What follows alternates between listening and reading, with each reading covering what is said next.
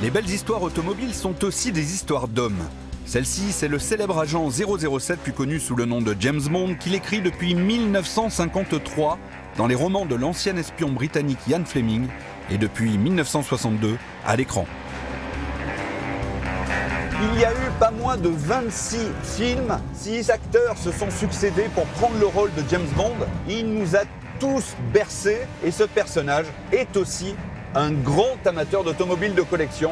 C'est ce James Bond-là dont je vais vous parler aujourd'hui.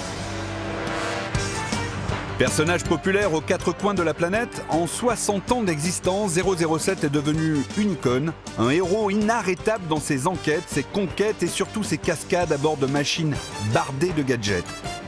Pour les marques, cette vitrine est une aubaine, une occasion unique de se montrer au cinéma. Aston Martin, Land Rover, Rolls-Royce, Bentley ou encore Lotus, joyau de la couronne, mais pas seulement. Évidemment, il conduira la voiture la plus populaire de l'histoire française, la célèbre Citroën 2 chevaux, dans Rien que pour vos yeux. Et Citroën, juste après la sortie du film, va sortir une série limitée de 500 exemplaires seulement, jaune, avec des impacts de balles et un très beau 007. L'univers Bond fascine toujours autant, à tel point que certains ont consacré leur vie au service du célèbre agent. Moteur demandé, action!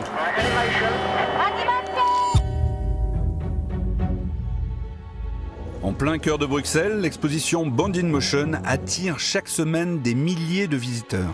Dans cet espace de 6000 m², deux passionnés ont réuni une collection d'objets originaux issus des archives de la maison de production anglaise E.ON. Voitures, motos, bateaux, avions, hélicos et même la rame de métro aperçue dans Skyfall, pas moins d'une 50aine de véhicules sont exposés et tous ont servi pour un 007. L'occasion de découvrir l'envers du décor de ces cascades légendaires. Donc là, je me trouve à la place de Daniel Craig. Exactement. Dans Quantum of Solace. Exactement. Carrément, quoi. Et tu penses que tu pilotes le bateau? Lève un peu la planche.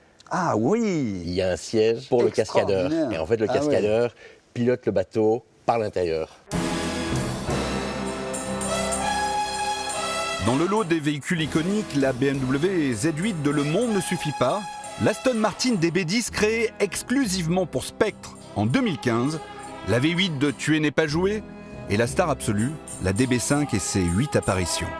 Alors là, ce sont toutes des maquettes qui ont servi à la dernière scène de Skyfall, quand la DB5 se fait mitrailler par les hélicoptères et puis prend feu. En fait, au départ, voilà la DB5 intacte. Là, elle commence à avoir un peu de fatigue et là, elle termine carbonisée. Donc, la production n'a pas brûlé une vraie DB5. Ce sont des maquettes. Ah, on est rassuré. La DB5 de Skyfall à l'échelle 1 cache de son côté un lourd secret.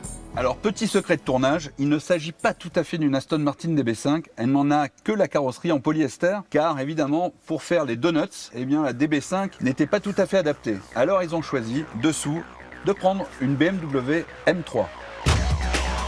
Avec la DB5 aux dizaines de gadgets devenus cultes, Aston Martin s'est fait un joli coup de pub. Ils ont même lancé en 2020 la construction de 25 rééditions vendues 3 500 000 € l'unité. Évidemment, à ce prix-là, l'heureux propriétaire a de quoi s'amuser. C'est le jouet ultime. C'est énorme. Aston Martin et l'espion britannique forment un formidable duo à l'écran, mais plus surprenant, Renault a aussi joué dans la cour des grands avec une cascade mémorable en R11.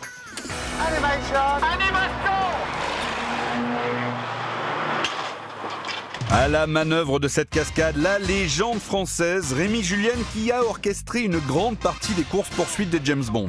Frédéric Maury, réalisateur de Making of, a immortalisé en coulisses ces grands moments. C'est extrêmement dangereux. Il ne faut pas baisser la tête trop tard parce qu'on part avec, le toit. Si on la baisse trop tôt, on perd la trajectoire. Parce que si on continue tout droit, il tombe dans la Seine. Ça a été one shot, the shot. On n'avait pas intérêt à se rater. De toute façon, on n'avait que 3 voitures. Une voiture entière, une voiture qui était prédécoupée pour la décapitation du toit, et une autre voiture qui était donc décapitée déjà du toit et qui était préparée pour être décapitée en 2. Donc, pas question de dire « oh bah tant pis, on l'a refait », pas possible. Ces séquences spectaculaires sont autant plébiscitées par le public que par les acteurs lors du tournage. Autre modèle iconique, évidemment, une voiture anglaise, encore une fois, la fameuse Lotus Esprit. Elle apparaîtra dans 2 James Bond. En 1977, Colin Chapman arrive à placer entre les mains du célèbre espion la toute première version, la version S1, donc 160 chevaux, 4 cylindres atmosphériques, dans Un espion qui m'aimait. Souvenez-vous, elle se transforme en sous-marin. Et puis en 1981, dans Rien que pour vos yeux, Roger Moore arrive dans la station de ski italienne au volant d'une Lotus Esprit S3, donc dans sa version 4 cylindres turbo qui développe 210 chevaux. Et je me trouve au volant d'une réplique exacte de la fameuse voiture du film, donc avec la paire de skis sur le toit. Cette réplique, nous l'avons dénichée chez un collectionneur belge, également propriétaire de la BMW Z3 de 007.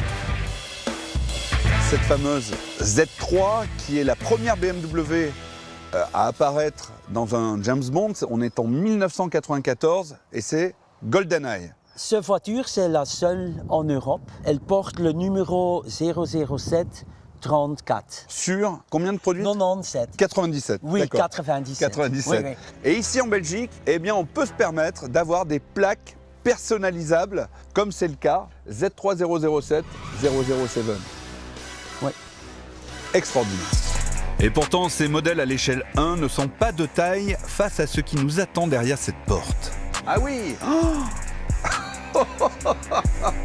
Incroyable. Il y a absolument tous les produits dérivés qui sont sortis sur le thème James Bond. Oui. Et ici, on voit des jouets, mais aussi des objets utilisés dans le film. Dans son bunker, Ivo a rassemblé des milliers de pièces à l'effigie du célèbre espion. Éléments de décor et accessoires authentiques, voitures miniatures et gadgets. Vous avez sous les yeux la plus grande collection au monde d'objets 007.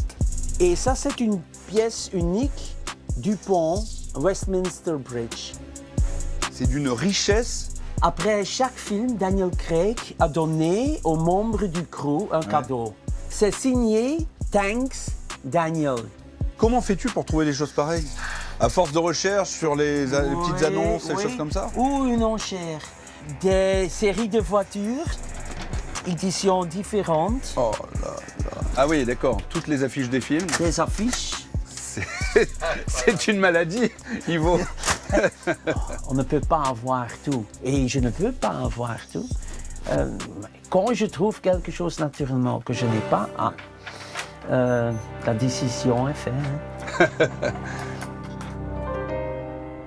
Cette saga dure depuis 60 ans, fait unique dans le 7e art. Les fans attendent impatiemment de connaître l'avenir de James Bond dans un prochain épisode. Des clubs de passionnés en France se sont créés pour faire perdurer la légende. Luc, on a l'impression que James Bond existe vraiment, tant il fait partie de notre vie, il a toujours existé depuis qu'on est né.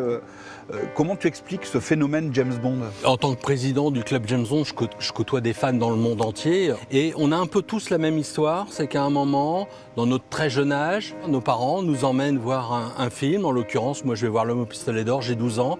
Et d'un seul coup, c'est une révélation. Et voilà, et ça commence comme ça pour nous tous. Et James Bond, il n'a pas peur de la mort, il n'a pas peur de la torture, il est mathématicien, il est pilote de tous les engins possibles et inimaginables. Finalement, c'est un super-héros. C'est un super-héros avant l'heure, mais lui, il est toujours là. C'est que la formule fonctionne, c'est que le personnage est peut-être bien écrit dès le départ. Et puis, c'est une référence qui est là depuis tellement longtemps, 60 ans au cinéma. C'est quand même pas rien. 25 films. Oui, 25 films, c'est unique. C'est unique. James Bond a peut-être le permis de tuer, mais il nous offre surtout celui de rêver de machines hors normes.